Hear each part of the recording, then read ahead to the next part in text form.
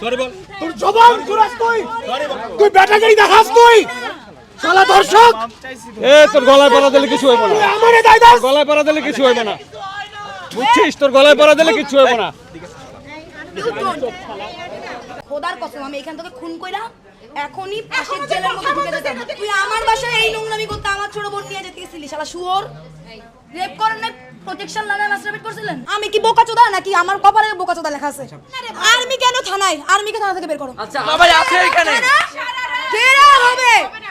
আসসালামু আলাইকুম দর্শক, একজন ধর্ষকের মুখে থুতু দিয়ে ঢাবি ছাত্রীরা 10 মিনিটের জন্য প্রশাসনের কাছে চাচ্ছে তারা গণপিটুনি দিবে। যদিও বা ছাত্রীর মুখের ভাষাটা একটু খারাপ, তারপরেও কিন্তু এটাই দরকার ছিল তার জন্য। কারণ বেশ কয়েকজন মেয়েকে তিনি ধর্ষণ করেছে এবং এটা নিয়ে কিন্তু তুমুল বিতর্ক চালাচ্ছে প্রশাসন বা সেনা বাহিনীর সাথে ঢাবি ছাত্রীরা। যদিও বা আইন হাতে তুলে নেওয়া অপরাধ, তারপরেও এই ধরনের ধর্ষকদেরকে গণপিটুনি দিয়ে তারপরে প্রশাসনের কাছে দেওয়া উচিত। চলুন আমরা এটা নিয়ে কী বিতর্ক চলছে সেনাবাহিনীর সাথে আমরা একটু শুনবো। মুখের ভাষাটা একটু খারাপ হবে, তারপরেও আপনারা কমেন্টসে লিখবেন যে এই ধর্ষকের জন্য কি এটাই উচিত ছিল। বাংলাদেশ পুলিশ ওর মুচলেকা দেওয়ার পরে বাংলাদেশ পুলিশ স্বীকার করবে আমরা এগুলা করছিলাম, আমরা এগুলা মেয়েদেরকে বলে ঠান্ডা করছিলাম। সেনাবাহিনী আসার পরে আমরা ঘুরে গেছি। আমি কি বোকাচোদা নাকি আমার কপালে বোকাচোদা লেখা আছে? আর্মি কেন থানায়? আর্মিকে থানা থেকে বের করো। আচ্ছা সবাই আছে এখানে। কেরা হবে? পারলে রেপিস্টের বিচারের জন্য খুন হবো আজকে। উনি রেপিস্টের হয়ে দালালি করতে থানায় ঢুকছে। শেষ। দালালি করতে কারো হয়ে আমি দালালি করতে দাও। দিব না ওনাকে শেষ করতে। উনি এই পুলিশের আর্মির স্বীকারোক্তি দিতে হবে যে আমরা এতগুলো শয়ে স্টুডেন্টকে 5 ঘন্টা মিথ্যে কথা বলে ঝুলায় রাখা, 5 ঘন্টা পরে আমরা আমাদের স্টেটমেন্ট তুলে নিছি। আমরা জানি আমরা এত অপরাধ, কিন্তু কথার খেলাফ করছি, মানুষের বিশ্বাস নিয়ে আবার খেলছি। খোদার কসম আমি এখান থেকে খুন কইরা এখনই ফাঁসির জেলের মধ্যে ঢুকে যেতাম। তুই আমার বাসায় এই নোংরামি করতে আমার ছোট বোন নিয়ে যেতে গেছিলি শালা শুয়োর। রেপ করেন না, প্রোটেকশন লাগায় মাস্টারবেট করছিলেন।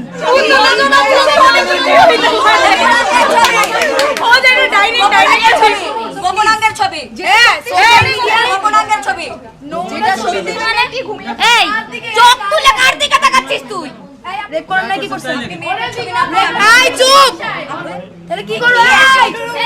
আমি বলছি আপনাদের আমার বাসায় আচ্ছা ঠিক আছে, দেখুন ঠিক আছে। আসে মানে আপনি বলেন না আপনার বাসায় আপনি যেতে? আচ্ছা লিখছে তার সাথে তুমি বলছো তোমার বাসায় যেতে, তোমার বাসার দরজা বন্ধ হয়ে গেছে। ও আচ্ছা, হ্যাঁ আমি তো আপনাকে আগে বললাম আমার কথা বল। আজকে যদি এই কাজটা আমার বাসার চাবি পেয়ে আমার বাসায় করতে, খোদার কসম আমি এখান থেকে খুন কইরা এখনই ফাঁসির জেলের মধ্যে ঢুকে যেতাম। বুঝছস? তুই আমার বাসায় এই নোংরামি করতে আমার ছোট বোন নিয়ে যেতে গেছিলি শালা শুয়োর।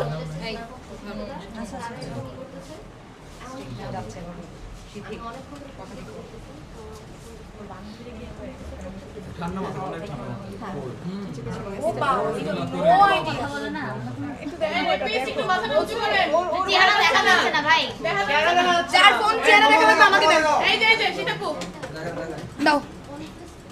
একটু সুন্দর করে চেহারাটা নাও। সুন্দর করে একদম। আমি ঘুমিয়ে পড়ি, একটা সময় আমি ঘুমিয়ে পড়ি। এই আবার টাকা সময় নাকি ঘুমিয়ে? এই চোখ তুলে কার দিকে তাকাচ্ছিস তুই? এই আপনি কারে দেখেন? কার দিকে তাকায় রাখতে হয়? চোখ মুছে তুলে ফেলবো। তাকাইতেছে আমার। এখানে আপনারই সব পরিচিত। ঠিক আছে, আপনার এলাকা না? একটা চেইন বানাইছে, চেইন।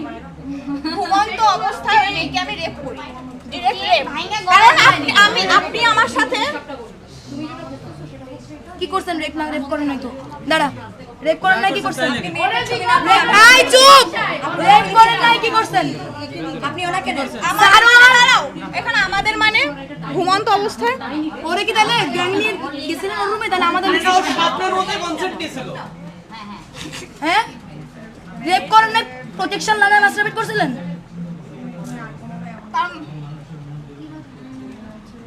এটা আমি করি না, এটা আমি কেমনে লিখবো ভাই? তাহলে কি করব? আমি ঘুমিয়ে আছি আপনাদের। যা করছ তাই লাগে। যা করছেন তাই লাগেন আজকে। চুপ জানোয়ারের বাচ্চা। চুপ। যদি রেপ না করে থাকেন তাহলে আপনি যতদূর করছেন সেটা দেখুন। কি আছে ভাই? সেটা স্বীকার করে। এত লজ্জার তো কিছু নাই, তখন তো এত লজ্জা ছিল না। চুপ চুপ, যখন করছে তখন তো লজ্জা লাগে। লিখতে দাও।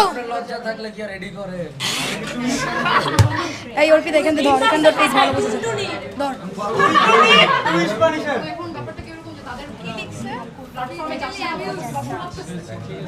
ওনার হাতটা সরাতো উপর থেকে। অ্যাবিউজ করি মানে ভাই, ও তো আমার সাথে অ্যাবিউজ, ও আমার সাথে ইন্টিমেট হইছে, আমার কনসার্ন ছাড়া। Sexual abuse. হ্যাঁ, তাইলে এখানে লেখেন সেক্সুয়াল হয়ে যাবে। Abuse is fine word. সামনে একটু এইখানে একটু এরকম করে সেক্সুয়াল লিখে দেন। আচ্ছা, আপনি তো প্যারা খান, আপনি তো একটু আগে পুলিশের কাছে স্বীকার করছেন। হ্যাঁ, স্বীকার করে এখন মিডিয়া আসছে। মিডিয়া আসছে না, আমি তো কিছু করি নাই। I know nothing, John Snow. আরে আমার নাম কি আমি জানি না।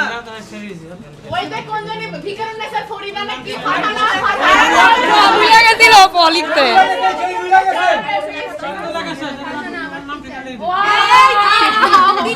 ওনার বান্ধবী আমাকে সোশ্যালি আমাকে না না আরো একটা স্টেটমেন্ট স্যার। মনে হয় আরো সময় লাগবে শেষ করতে। আরো কেউ আছে মনে হয়। এই যে থার্ড মেয়েটা সাইবারে হ্যারাস করা হয়েছে, ওকে ওটা তো লিখতে হবে। হ্যাঁ, সব লিখবে সে তো জানে।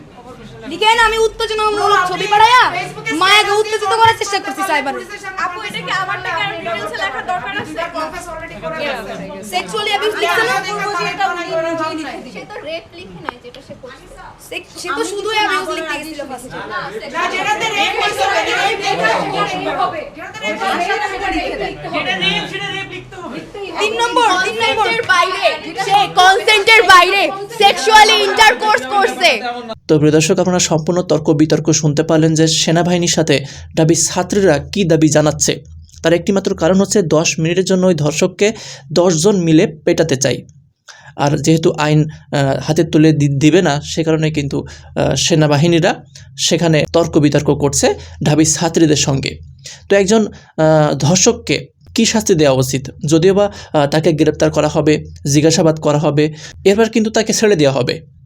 আর পুলিশ প্রশাসন দাবি জানিয়েছিল যে তার একটা অর্থদণ্ড করবে এবং সেই অর্থগুলো ঢাবির শিক্ষার্থীদের সব কিছু দিয়ে দিবে। তারপরেও শিক্ষার্থীরা কিন্তু এটা মানেনি।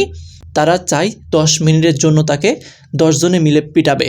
যদিও বা এখানে সেনাবাহিনীকে সম্মান দিয়ে কথা বলছিল না, সেনাবাহিনী কিন্তু খুব মানবতার সঙ্গে কথা বলছিল এবং মানবতা দেখাচ্ছিল। কিন্তু আমরা চেষ্টা করব যে পুলিশ প্রশাসন আর সেনাবাহিনী তাদের সঙ্গে একটু নরমভাবে কথা বলার বা সম্মান দিয়ে কথা বলার চেষ্টা করব। তবে ওই সময় মাথা ঠিক থাকে না, কারণ ধর্ষক ধর্ষণ করে বেড়াচ্ছে এক এক দিন এক এক মেয়েকে একের পর এক। আপনাদের মন্তব্য লিখবেন। আল্লাহ হাফেজ।